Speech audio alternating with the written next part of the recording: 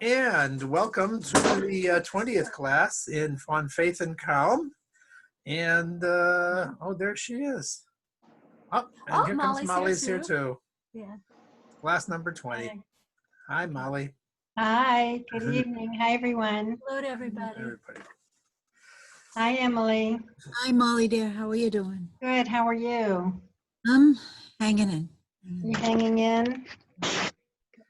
So this is your class is good for you then, because we're all just hanging in here. Yeah. How to live happily is the topic. So we have proceeded from the 3 weeks, the most sad period in Jewish history, and now we're trying to climb our way back up to Rosh Hashanah and Yom Kippur and get to happiness. We culminated with Simchas Torah and Shmini Atzeres, but we're not there yet. We have to go up the mountain, climb the mountain to get there. So let's start getting ready for that. Let's start figuring out what, how do you deal with your emotion? How do you deal with your feelings? Oh, I'm going to have to mute Claudine. Okay. All right. Yeah. So how do you do that? Well, let's first talk about the idea in the general period, and then we'll get into the larger picture. So, so coming off of the Tisha B'Av, came Tu B'Av. The moon is full, and as I explained the time last week, and said is that there's a certain happiness in Tu B'Av that you don't have any other time of the year, because the joy is much greater after the sadness, or the moon, the light of the moon is much brighter after the darkness. What does that mean in emotional, psychological experience? So if you had gone to somebody before the Holocaust and you ask you, how was your life? And you were able to measure that. And he said, my life, it's a 10 to 10. It's just fantastic. And then he went through the Holocaust. And people wonder, after the Holocaust, how are they ever going to be happy again? But you see, the people did get back to be happy again. So how does that happen? So it sounds like, got his life back together again. Things were happening good, and and he's back to being happy again. But I'm basically, this talk is coming from Rabbi Manis Friedman, and they've made a great point, which was that you never just go back to that same situation again. Because if he says, my life now is a 10 of 10, he's now got happiness, he's got living on an energy, but the previous happiness did not include the idea of a Holocaust. And if you have, it's got to be on a higher level, because now you're able to actually incorporate and have a happiness that isn't disturbed even by the Holocaust. Or is disturbed, but at least you can still have happiness still, even after the Holocaust. So, so that's the nature of joy, is, in the nature of the Jewish people, is that we've never just got back to that same location. We incorporate and we transform what was negative then into a positive, and now we're living together not only with the positive part, but a positive part that's higher and more profound than it was before, because we're able to now live and experience the joy, even though we have gone through a terrible period in time. And we're able to utilize that. It's sort of like the eye. When you sit in a dark room, your pupil gets bigger. And then if somebody turns on the light, it's painful because there's a lot of light there.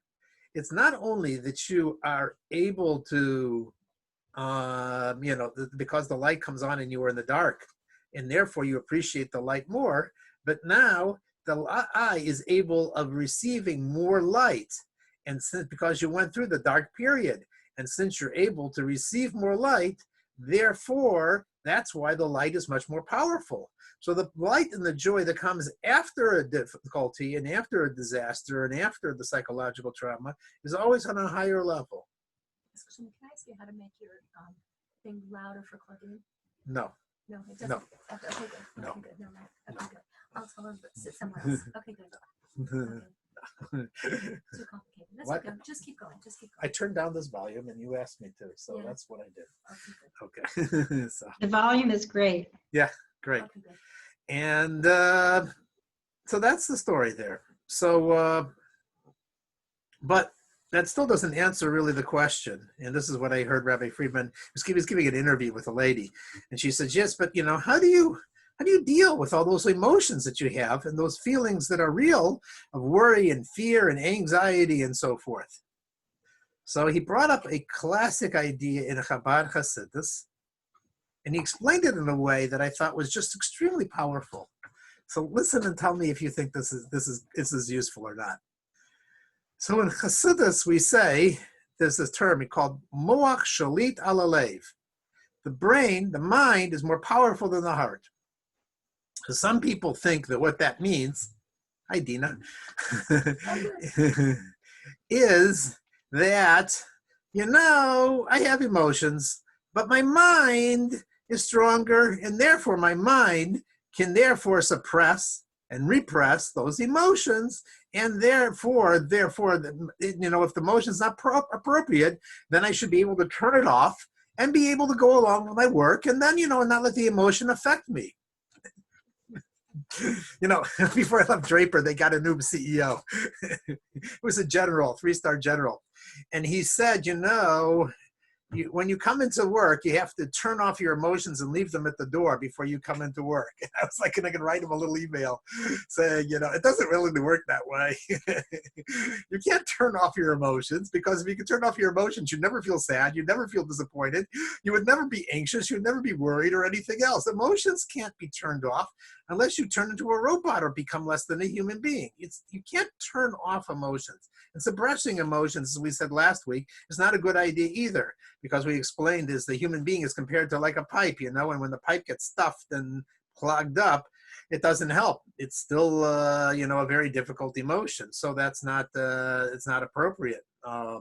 So you can't turn off emotions. And so moach shalit halev does not mean the mind is powerful than the heart, does not mean you suppress your emotions. How do you then find happiness? How do you get optimistic when your emotions are all saying it's pessimistic and it's bad and I see it getting worse? As the joke goes with a guy who was extremely pessimistic, and they asked him, they said, can you think of something an optimistic thought? And the guy thinks for a while, and then he thinks for a longer time, and he's thinking and he's thinking and he's thinking, and he goes, yeah, I can think of something optimistic. Today is far better than what tomorrow is going to be. So,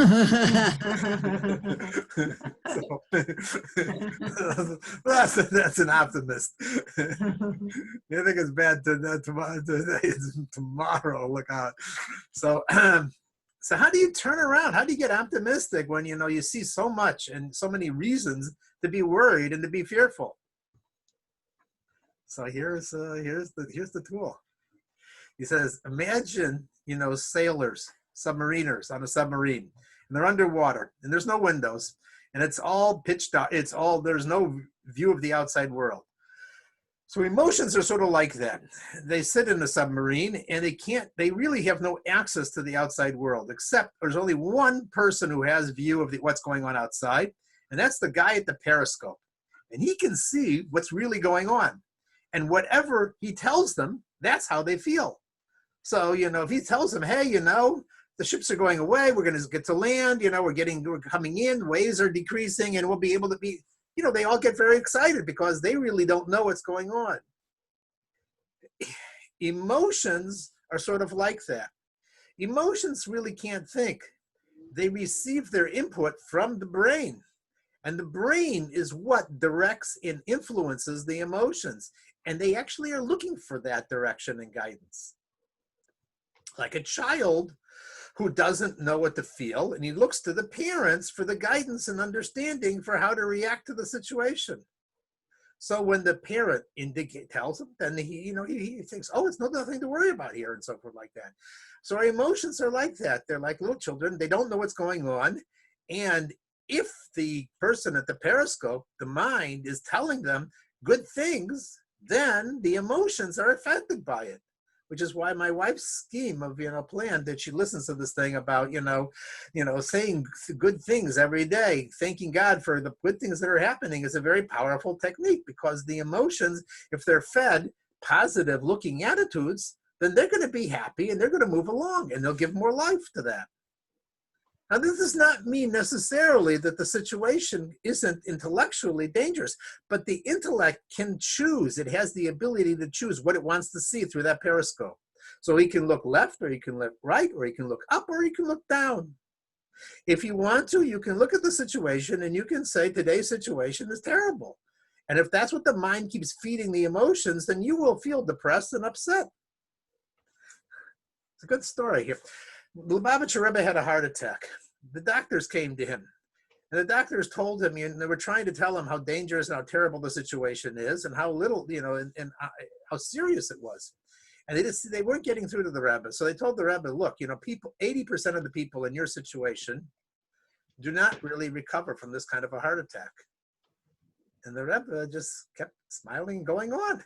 They said, did you understand what we told you? And the Rebbe said, yeah. You just told me that 20% of the people have a full recovery. Wonderful, wonderful. That's great. That's it. So, when the glass is half full and you want to look at things and you want to hear all the bad news that's happening, you will, and your emotions will go that way. If you want to use your mind, though, to look and see what the positive things are going, you can do that too. And you really should choose always the one that gives you more life and more energy.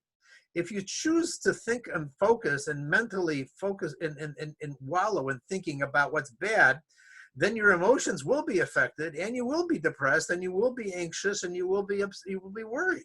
But that's not going to cause you to give you more energy and get you done what you have to get done, and give you the life enthusiasm to do what you have to do. So I like this because this really tells you, use your mind. And use your mind to focus and to think about what the positive things that can come out of. And the emotions will come, because the emotions are directed by the brain. They don't see what's going on outside. They're like the guys in the submarine. They're closed in, and they don't really know what to think and to feel unless it gives them information from the outside world. And that information that is going to determine how the emotions go. That's the first half, maybe the first 2/3, probably the most important part. But there's still the issue of, what do you do when your emotions are out of control?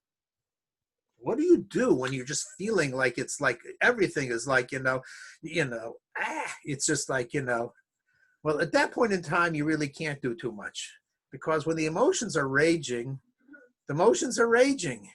and there's not a lot that you can't really talk to them at that point. Sort of like the child. If a child is having a meltdown and being very upset, it's not a good time to start giving intellectual answers to the child and give him good advice, because the mind isn't working then, and it isn't listening. And we are children in many ways, especially with our emotions. And sometimes we're not ready, and we're not open to listen to hear to anything. But the good news is, wait until you're calm, and then let your mind give us some information to the heart. And every time your mind does that, it will help the heart not go off the beaten path and go ballistic. The more you're able to, when you're sitting calmly and you're able to calmly get the information, or get the information from somebody else, that will help you be able to control those, or direct, or better yet, focus those emotions in a positive way. So here's the example Rabbi Friedman gave. He said he was talking to this guy, and he lost his control with his wife, and he got so angry he was going to hit her. So Rabbi Friedman said, so did you hit her? What did you hit her with? And he says, are you crazy? I didn't hit my wife. You weren't going to hit my wife. That's nuts. That's crazy. That's lunatic. So Rabbi Friedman's answer was, notice, his emotions got over him. We're overpowering it. But the mind was still there. The mind is never always there and present in the situation, because it said certain things are lunacy, and I'm not going to do those things.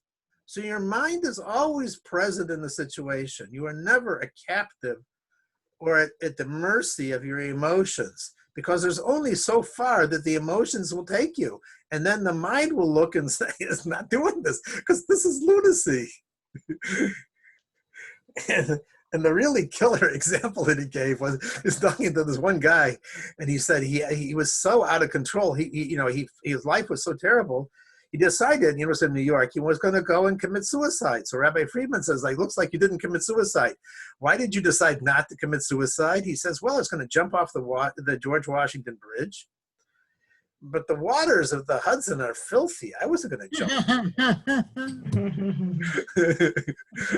Cold. The water's cold. I gotta wait till I can get down to Florida, nice clean water, drown myself over there, and so forth. So,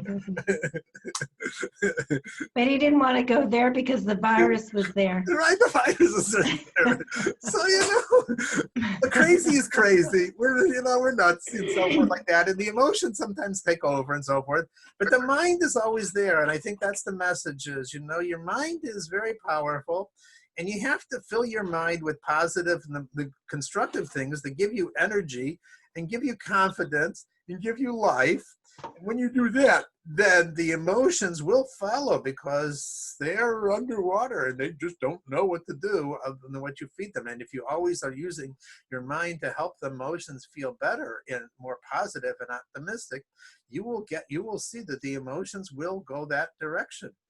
And there's no reason to just assume that, that the worst, the negative outcomes are the ones that are most likely. Yeah, there are a lot of reasons. You can go that way, but the mind can go look either direction. But you don't want to do that because you want your emotions to give life in a positive way.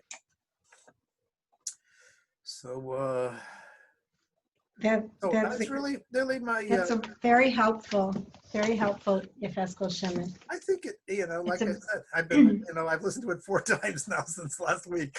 And each time I like it better and better.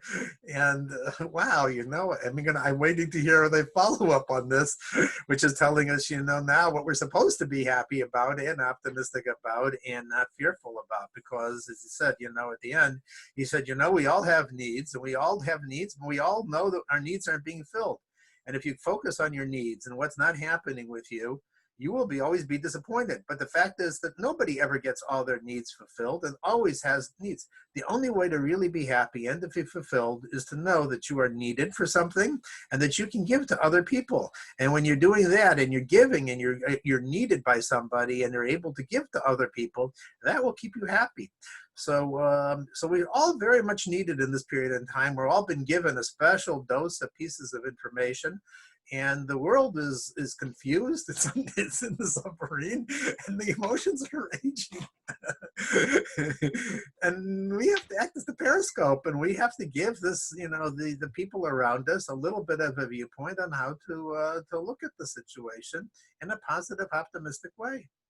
And that's my blessing to all of you. And I'm hoping that this will be useful, and that we will continue to share useful pieces of information. And Thank you. Yechezkel Shimon, don't leave yet. I have a good joke to tell you before you go. Okay. That comes from Rabbi Prus. Okay. Maybe you can use it as part of this. But what I wanted to say is that often as people say control your emotions, but what you're really saying is control your mind, and your mind will control your emotions. So you're kind of teaching us, you're re-educating us that it's really how we think that is going to control our emotions. Yeah, don't try and suppress or push down your emotions. It's just gonna cause the pipes to block up and repression, and they will come back. And it's the emotions don't go away. I heard Rabbi Y.Y. Jacobson explain it once. He said it's like a dog, in the couch. You just gotta sometimes tell them, get off that couch, stuff like that. It's not, they're not smart, the emotions, but they're very strong, and they're what they call emotions because they give us motion. Right. They move you. And so a person without emotion is a zombie. Emotions are not bad. Emotions really keep us moving, and it keeps the joy in the life and the enthusiasm. And emotions is what makes, the bubbling, interesting personalities that we are. So without it, it's a very dry kind of person. So emotions are fine. It's just that they need to be given the right food. And if they are fed yeah. So we're not going to go over that again. So That's great. Can I tell you the give me joke quickly? Sure, I want to hear the joke. Rabbi Proust sent it with his email about, the weekly Parsha. Every Shabbos, he sends it out to people who are on his mailing list. Mm-hmm. So this is a story about an older man who must have had some emotions. And what it is there were some people who were on a luxury cruise. And all of a sudden, this young woman fell overboard. And immediately after she fell overboard, I'm sorry, I start laughing when I tell it. There was this older man, an 80-year-old man with silver hair, sorry, in the water with her. And he rescued her. I mean, terrible. He rescued her. Anyway, so they, the people on the ship quickly, brought the two of them up, and they were so impressed that this older man, I'm sorry, had saved her, that they decided to have a special dinner for him to honor him as a hero for rescuing this young woman. So when they were at the dinner, I'm sorry, they said to him, what can you, would you like to, they praised him and everything, and without his help she wouldn't be there, and neither one of them would be, that the girl wouldn't have been saved. Right. And then he said to the man, he brought him up to the podium and he said, would you like to say something? And he said, yes. He said, I'd like to know who pushed me. Pushed me over into the water. So that's why he saved her. Somebody pushed him into the water. Anyway, Thank you very it much. strikes me so funny, the image of it. That's a great joke. Yashka Shemin, though, before you left, I really wanted to mention something to you also. Sure. I read a book this year that was really tremendous. It was, you may have read it as well. It was called The Choice, Embrace the Possible. It was by Dr. Edith Eva Eger, and she is actually a Holocaust survivor. And she had witnessed terrible things before and during, obviously, and after the Holocaust. And she actually never thought she would be able to get through. She was filled with, obviously, a lot of anger, a lot of despair. And it's the book is really about her journey, about how she came to believe that people can heal through difficult things, how they can embrace the possible. And your talk about this, about emotions, really made me think of that. And it was just an interesting book. And so I was going to offer it to you if you were ever. Thank you. No, I had never heard of it. Yeah, so she, Viktor Frankl and his, advice getting through. Yes. She actually was friends with him, and he was one of the people who helped her figure out that there was a possibility for her to see it differently and to get through. And so many times in trauma that's the first step, that people don't actually believe it's possible to get through their circumstances, that they don't actually see that there's any hope that anything could ever be different. Like your story when the guy said, yeah, I'm optimistic that today's going to be better than tomorrow's going to be. And it's like how you shift that mindset is really important. But anyway, that particular book was about her journey to do so. And she actually became friends with Viktor Frankl. And that was a big piece of this journey. But anyway. What was her name? Her name is Dr. Edith Eva Eger, E-G-E-R. And the book is called The Choice, Embrace the Possible. Okay. How do I make the You sound have a small? hoofa here? Yeah, how do I make the sound? Hers? Thank you. No, you just have to Oh, have okay. her sound. Everybody No. else here is fine. Okay, fine. So, no, how do I make the sound on this quieter for me? Oh, for you? Yeah. You can just turn down the mic here. I That's don't the think the speaker mic here. really works like that. Yes, it did. It did. Yeah, the Okay, fine. Okay, good. Thank you, Yehezkel Shimon. Thank you. Thank you. That's Yes, thank you very much. Okay, good. So welcome everybody. Welcome Amy, welcome Emily, welcome Molly, welcome Ahuvia, welcome Claudine, welcome Dina, welcome Sari. We're very glad to have you all and so happy to see you all. This is such a highlight of my week. So, and it's a lifesaver for me, I have to tell you. Every week it's a lifesaver. So I want to reiterate what I do at the beginning, which is the main thrust of the stuff that I say is that, number one, it's so important for our sanity and so important for not only our sanity, but for what we're supposed to do in this life. It's so important to know that we are in a special time. that we are in a unique transition time into the era of Mashiach, and it's a bumpy ride. But we have to know that we're entering an extremely special era, and right now is very special. Not just the time that we're going to go to, but right now is very special. And we should also know that our souls are the reincarnation of the generation that left Egypt, and our souls were handpicked to be here right now. It means we each have a job. And the third thing that I like to say every week is that Hashem didn't leave us alone with this. It's a big task. I mean, I didn't volunteer. It's a big task. And Hashem gave us tools. He gave us the Torah, which, thank God, we all know about. Not every Jew knows about the Torah. The Torah predicted everything that happened in history until now with remarkable, the Torah was that wrong. The Torah predicted amazing things. And Hashem gave us mitzvahs, which I like to call atom bombs of holiness. And you don't have to be you don't have to be the president of the United States. You don't have to be the leader of Russia. In your own home, you have a mitzvah is a time bomb of holiness. And when you use it, it affects the rest of the world. Even making a bracha on food that you eat, and sitting there and knowing what you're doing and doing it is overturning worlds. And also, finally, Hashem gave us a special leader. Just like we had a leader coming out of Egypt, we have a leader leading us into this special time. We're not orphans. And the Lubavitcher Rebbe, who I never heard, he made many predictions, and all of them have come right.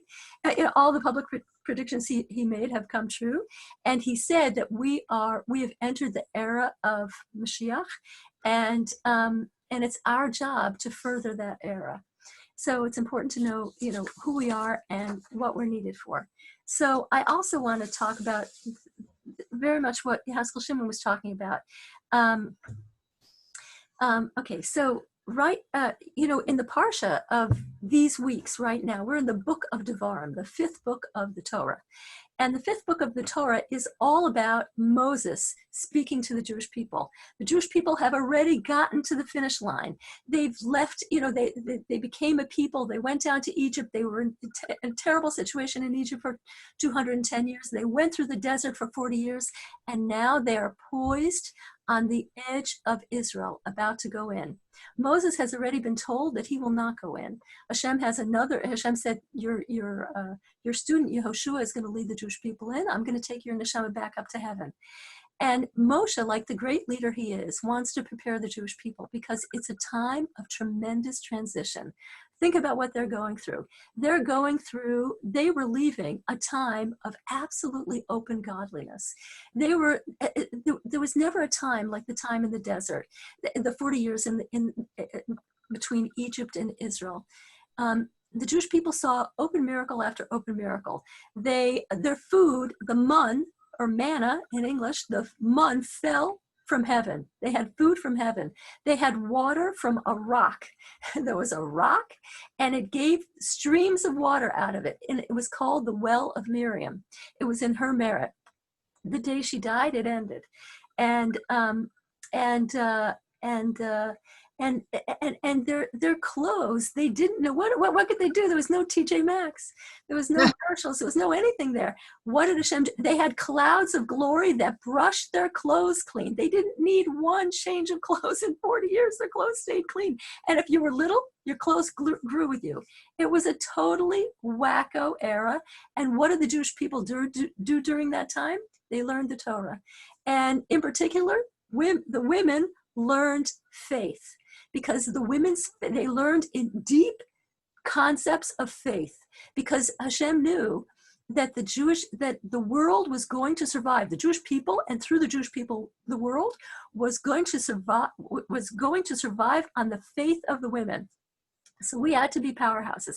And we are those women, us, you, all of us here. We are those women who left Egypt. Our neshamas were already here in this world. We know that everybody every Jew at least in this world, I don't know completely about the non-Jews, but every Jew in this world, and probably every non-Jew, is reincarnation. We've been here before. And most of us at least 3 times. And and we are the as a group, we're the reincarnation of that extraordinary generation that left Egypt and entered Israel. And so anyway, so Moshe was preparing them because they were about to undergo an incredible transition. What was the transition? From absolute open godliness to godliness concealed in nature. Hashem was now going to put them back into the natural order. In Israel, they were going to be farmers, and they would not see that the mud was not going to fall anymore. The rock was not going to give water, and so a transition is the most difficult thing to go through, because you've got one foot in one world and one foot in the other world, and you're not steady. And so right now, that's what's happening to us. We're the exact opposite. We have been in a world of darkness and redoubled darkness for 2,000 years, since the destruction of the Second Temple. And we have a foot in darkness, and we have a toehold into the world of where everything will be clear. Absolutely everything. Godliness will be manifest all over. So we also have to have a leader who's going to guide us in this, and we do have a leader. And it's the Lubavitch Rebbe has talk after talk after talk after talk, preparing us for this time. So, in fact, the Rebbe said not only that we have already entered the beginning of the redemption, but it's not a passive thing. We are essential in this process. On the 28th of Sivan in 1991, the Rebbe said that God needs our partnership. He said, God has the Geula right there, but he needs our partnership. He needs us to see it. He needs us not only just to believe it, but to see it, to take the choice. You have darkness and you have light, and he wants us to choose the light. He wants us to see the light. And the Rebbe said, in order to bring the Geula in its full fashion, he needs our partnership. He needs us to want, agree, and proclaim that the Geula is ready here. So, so how do we stay, if we want to see Geula around us, how do we stay in that mindset? And how do we not get sucked into a gullus mindset? What is gullus? Gullus is exile. How do we not get sucked into it? And so I have a few practical things that I do, and I think that it's helpful for me. Maybe it'll be helpful for you. So number one, it pays to know, what are we doing here? What am I doing here? It pays to know, what is my mission? And I think each one of us, it's true, each one of us, if we go deep into ourselves, we can ask ourselves, what am I here for? What am I here for? And I remember 20 years ago, 25 years ago, I read some book, I can't remember what it was, and it encouraged a person to think about their mission. And I came up with my mission, and I decided my mission is to be a joyful uncoverer of the greatness of life and the greatness of other Jews. And since then, I would say it's still the same, but I would say that because of the Rebbe's teachings, I see how important it is for Hashem, and I added to that, it's not a contradiction at all, I want to live Geula. The Rebbe says, live redemption. Live the redemption now when it's murky. Live the redemption when you have a choice between dark and light. Live it now. So when something comes to scare me, usually that's how the Yetzer gets me.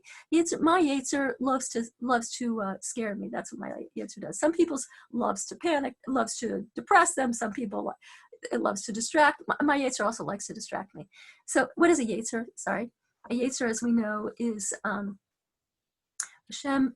Hashem put in every Jew a challenger inside of you. There's a voice, there's a quiet voice that says the right thing to do. And there's a noisy, bossy, incredibly clever voice that tries to distract us from our mission. That's its principal goal. Its principal goal is to distract us from the mission that God put us in the world for. Why did God give us such a thing? Because he wants everything that we do to be our credit. If we had no Yetzer Hara, if we had no self-sabotaging instinct inside us, then we would be a robot, and everything we did would be Hashem's credit. And Hashem made this whole thing, this whole deal, this whole world, simply because he wanted a partnership. He wanted, I told you before, as we said before, he created, our world is the last of several worlds that he created, not in A, B, C, D, and E, but in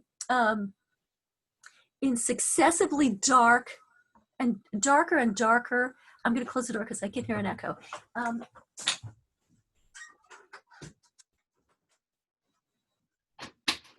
Successively darker and darker worlds. For example, in Atzilus, that's a realm of great souls. They can sense godliness very easily. The next world, Bria, is a little more cloudy. The next world, it's Yitzir, a little more cloudy. Our world is the world of action, Asiya, and godliness is in doubled and redoubled darkness. And it's Hashem's glory that in that world of doubled and redoubled darkness, our world, that we find Hashem. So anyway, and the Yetzer is our challenge. The Yetzer tries to knock us off our goal. And so anyway, I used to think that, I've written many essays in my life about my dealings with my Yetzer. In fact, I thought at one point I thought, what a good title would be, How to Dance My Way Out of the Yetzer's Arms. Nobody would get it, but that's really what my life is, how to dance my way out of that Yetzer's arms, because he constantly wants to dance with me. He wants to take me spinning into his world, and I'm not going there. So number one, it's important to have a mission. Number two, if something disturbing happens, if something scary happens, or something, depressing happens, or whatever it is that whatever it is that's happening, whatever the material it is that Hashem has given in your life for the Yetzer to use, if you think right away, how does this thing fit into my mission? It's a scary thing? Okay. Well, if my mission is to live godliness, then you know what? I'm going to trust Hashem. It looks bad, but I'm going to trust Hashem, because that's my power. That's using my power. That's using my godly power. Another thing that I ask myself sometimes when the Yetzer gets me with, trying to get me to worry, is that I think, is this the right time to worry? Am I supposed to be doing something else right now? And always I'm supposed to be doing something else, something holy. The Yetzer bothers you. If you're going to sit down and watch TV, the Yetzer is not going to bother you so much. But if you're going to get up and do something holy, the Yetzer is going to bother you, because that's his mission. So anyway, the fourth thing I would say is, okay, so don't listen to him. If there's something else you're supposed to be doing, just say, I'll get to you later.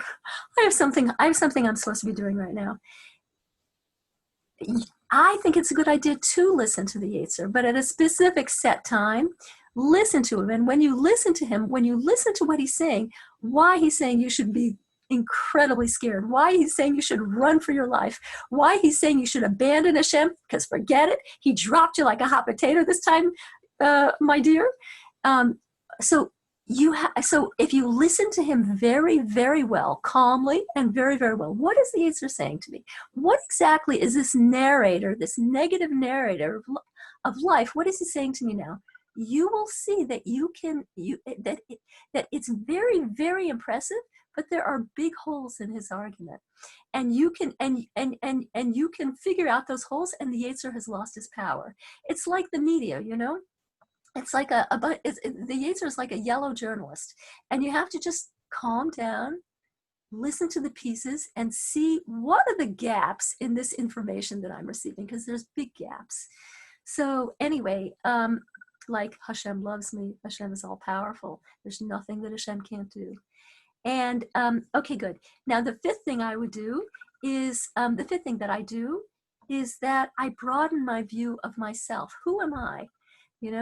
We underestimate who we are. All of us, we underestimate who we are, and we underestimate our critical importance to the world. And like that story, and we have to fight back.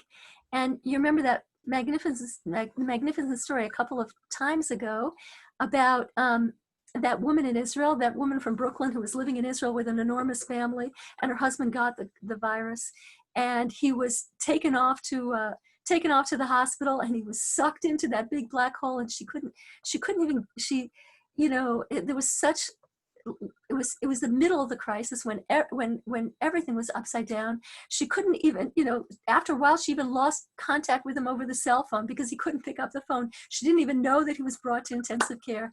And meantime, it's Erev Pesach, and she has a big family. She has to make Pesach. She's an Orthodox Jew. And at this point, her husband is in the ICU, and his body is totally shut down. It's not even that he's just on a respirator. His lungs have totally shut down. His kidneys have shut down. All his systems have shut down. And the doctor keeps telling this woman, "I don't think you understand how difficult this situation is."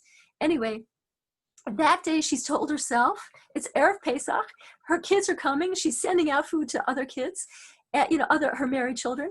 And she says to herself, listen, she's talking to herself, listen, you're the mother. You're the mother. If you're not going to be strong, the entire family is going to come crashing down. And that's the truth. We have to realize that each one of us, it doesn't matter if, maybe she has 10 children. I don't know anybody in this group that has 10 children, but, and many are single and many live alone. But it doesn't matter. If you are a Jewish woman, you have a wide circle of people that depend on you. They depend on your friendliness. They depend on your optimism. They depend on your sanity. I don't know any Jewish woman who doesn't have a circle that is dependent on her. And some have huge and some have smaller, but you are critical in somebody else's life. So, and that's a marvelous remedy for instant sanity. I remember when I was going through terrible things with my parents, as I told you before, they were horribly sick for a decade. And at the same time, I was going through infertility. It wasn't a fun decade. And one time when my parents were just going through, the crises were just out of this world and unbelievable. And both parents at the same time. And it brought crises into my life because I had to keep flying and I was working at the time. And so anyway, one of those days when I was just like about to lose it, I remember I went into my kitchen, and at that point we had a kid that that lived with us part-time, and he lived with us on the weekends. And I was about to lose it, and I walk into the kitchen, I see, there was a little nook in our kitchen where we had a kitchen table. And I looked at him and I thought, Shlomo Zudas, this kid is disintegrating. He needs you. And all of a sudden I realized, Shlomo Zudas, you can't afford to lose it. You just can't. This kid is dissolving before your eyes. And so it was instant sanity, absolute instant sanity, because somebody else needed me. And it's true for all of us. So, and besides for who we are personally, we are Jewish women, and all of us are charged with bringing the redemption. It's our faith. It's the final redemption, like every other redemption of the Jewish people. The famous Kabbalist, the Arizal, said it's all in the merit of Jewish women. It's all in the merit of their faith. And, okay, so, the other thing I would say is to enjoy the moment. No matter how bad it is, enjoy the moment. It is possible to enjoy the moment no matter what is happening. You can enjoy that. We can enjoy the virus.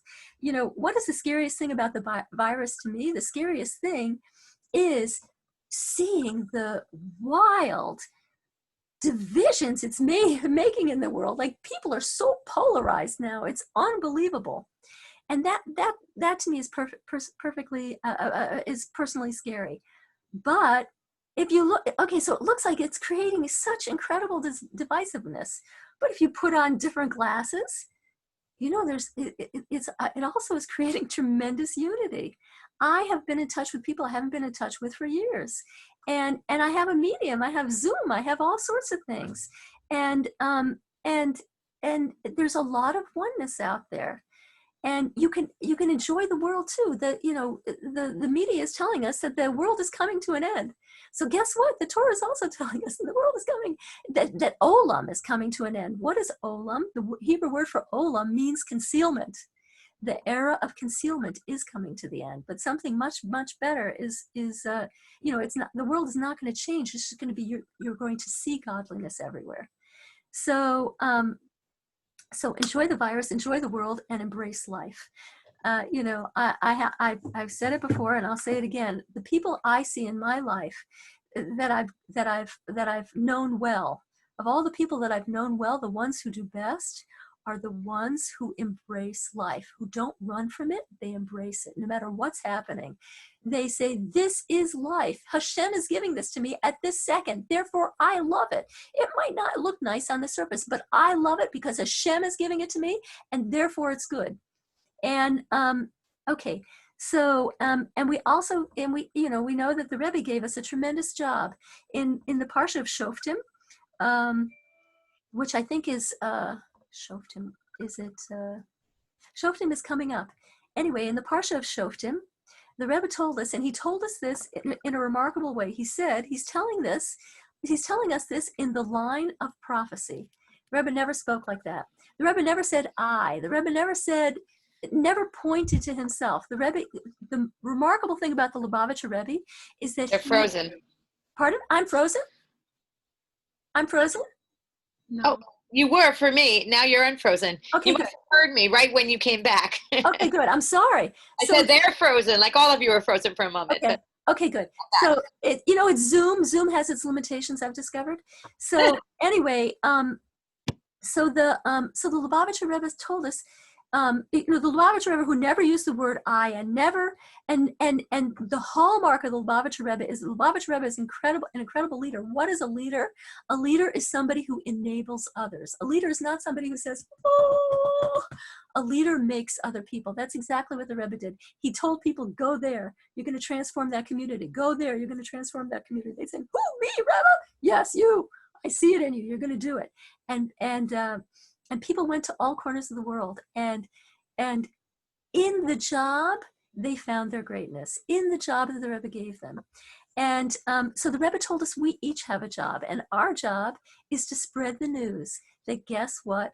The redemption is unfolding. Now, the worst thing that can happen if you spread this news is that people are going to think you're a little off your rocker. So, I've already gotten past that. I know that I really don't care. Can you imagine it's the Goul already and people are going to say, Shlomo Yohannes, you knew this all along. Why didn't you tell me? So anyway, we have a responsibility. And the next thing I would say is that we should always remember in whatever situation is, there's always hope. So there's always hope. And good. There's always hope. Now, maybe, okay, so there was a man named, oh golly, what's his name? Anyway, he lived in Providence, Rhode Island, and he was friendly with a cantor in a Providence, he's it'll come to me. He's the author of the only and the greatest Jewish comic book series called Mendy and the Golem. Leibel Estrin. So Leibel Estrin lived in Providence, and he was friendly with a cantor there. I don't know the name of the cantor. And the cantor, this was many decades ago, and the cantor was in a horrific car accident. And by the time the police arrived, no signs of life at all. They shipped him off to the city morgue, and there was no room for this cantor's body in the freezer. It was such a busy time, or whatever. It was such a small morgue, and eventually a place opened up in the freezer, and so the orderly took the body of this cantor and started, the body covered with the cloth over it, the sheet over it, and he steered it into the freezer, and all of a sudden the orderly hears a voice from under the cover saying, "I'm cold, I'm cold," and the orderly looks at this guy and he says, "You ain't cold, you dead." and meanwhile, this guy was not dead. He was not dead. He came back to life, and he lived to tell the story to label Ashton. And so anyway, there's always hope. Even when everything looks bleak, there is always hope. And I want to remind you, I want to remind you that candle lighting is 7:28 this week. That is our opportunity for greatness. It is a hotline straight to heaven. Do it at 7:28 is 18 minutes before sunset. We always light before sunset, never after sunset. It is as powerfully bad after sunset as it is powerfully good before sunset. And I'm going to leave you with one last thought. If Hashem does something to us, it is good. Now, we talked about Moses in the beginning. And you all know the story about the burning bush. And there's a sentence in the Chumash, in the Parsha of Shmos, and it says when Moses arrived at the burning bush, he was stunned. It was a little bit distant from him, and he saw this strange phenomenon. There was a bush on fire, and here it says in Hebrew, "V'hine hasneh boar ba'esh." Here was the bush, and it was burning with fire, but the bush was not being eaten up. The bush was not being consumed. And Hashem was giving Moshe a message.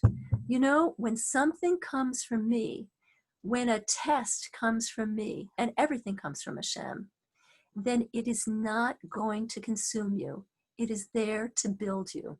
So whatever a person is going through, remember, this is something I am being given to build me, and I'm going to use it to the maximum. Okay, does anybody have anything they'd like to say? Please unmute yourselves. I have to run, but thank you so much. You're welcome. Good to see you. Thank you. Good to see you. And so good to see you. I love it. Ahuvia, is that how you pronounce your name? Beautiful. Okay, good. And Emily, so good to see you. And Molly, so good to see you. And Claudine, I think, already took off. And let's see, there's more people here. Sorry, Amy and Sari, how are you? Good to see all of you. Okay, so Amy, what do you want to sing? You want me to sing? Yeah, sing something. Let's sing something. I was sort of thinking Matovu. It occurred to Okay. me. Okay, good. Let's do it. Oh, so let me turn off the recording. Everyone, be well.